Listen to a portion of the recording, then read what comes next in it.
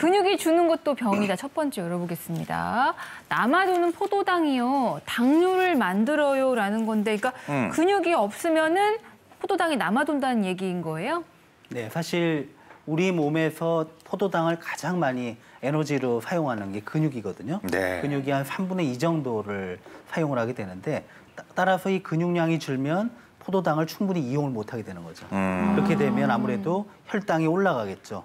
그러면서 당뇨병의 발생 확률이 높아지게 되는데요.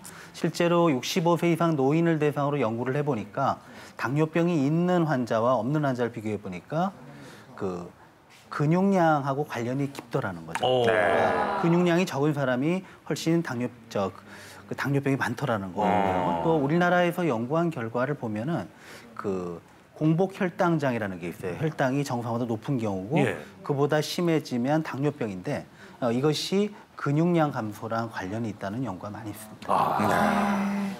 그렇군요. 근육. 하여튼 줄어들면 줄어들수록 우리 몸에 그러니까 만병의 근원이 될 수 있다는 생각이 자꾸 드네요. 자, 두 번째 보겠습니다. 근육이 주는 것도 병이다. 두 번째는요, 이런 내용입니다. 신진대사가 저하돼서 심혈관 질환이 생겨요. 네, 사실 근육이 많으면요, 에너지를 많이 소비한다는 겁니다.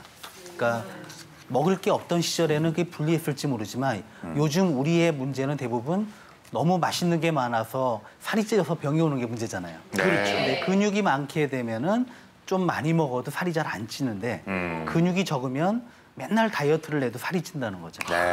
그러다 보니까 2차적으로 체지방이 많아서 뭐 혈압, 당뇨, 고지혈증 이런 게 생기게 되고 또 근육량이 적게 되면 이런 만성질환의 발생 위험이 높아지게 됩니다. 이러한 이유로 심혈관 질환이나 심장병의 발생 위험이 높아지게 됩니다. 진짜 우리 몸 전체에 퍼져 있으니까 여러 가지로 영향을 미쳐요. 이번에는 더 많은가 봐요. 뼈 관절 이상이 생겨서 관절염, 골다공증, 낙상, 골절이 생깁니다. 저렇게 4가지 빨간색으로 돼 있는 것들이 근골격계에 생기는 대표적인 병들이에요. 근골격계라는 거는 근육, 뼈, 관절을 얘기하죠.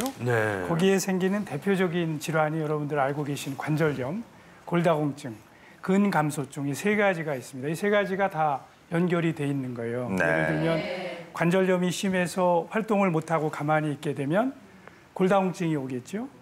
골다공증이 오면은 뼈가 골절이 쉽게 일어나서 관절이 망가지고 관절이 망가져서 통증이 심해지면 근 위축은 더 심해지고 이렇게 돼서 그에 비해서 반대로 근육이 튼튼하게 유지가 되면 관절로 가는 부담을 줄어들이고요. 또 체중 자체가 어느 정도 유지가 되기 때문에 골다공증을 막아줄 수가 있습니다. 이렇게 이 근감소증은 그 자체로뿐만이 아니라 이런 관절염, 골다공증에도 영향을 미칠 수 있습니다.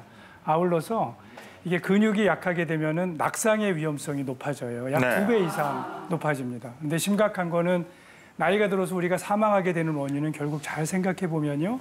암으로 사망하든가 심장병으로 사망하든가 뇌혈관 질환으로 사망합니다. 그렇지 않은 경우에는 대개는 골절에 의한 합병증이 심합니다. 그래서 70세 이상인 남성이 골절이 있었다. 그러면 1년 내에 사망할 확률이 30%가 높습니다. 그래서 이게 간단하게 볼 사안이 아닙니다. 자, 근육이 줄어드는 것 큰 병이 될 수가 있습니다. 자, 근육이 줄면은요 이런 위험 상황이 옵니다. 사망률이 9배나 증가합니다. 이거 좀 놀랍죠? 좀 과장하는 것 같다 느껴지기도 하죠. 근데 실제로는 이런 연구 결과가 있습니다. 우리나라 인구를 대상으로 해서 근감소증이 있는 경우에 그렇지 않은 경우에서 어떤가를 봤더니 근감소증이 있으면 그렇지 않은 인구에 비해서 약 사망률이 4배가 증가합니다. 거기다가 그 정도가 보행 속도가 떨어질 정도다. 그러면 9배나 사망을 합니다. 그러니까 근력을 키우는 거는 그냥 맵시 있게 있는 것뿐만이 아니라 건강한 삶을 살기 위해서 대단히 중요한 이런 해야 될 임무입니다.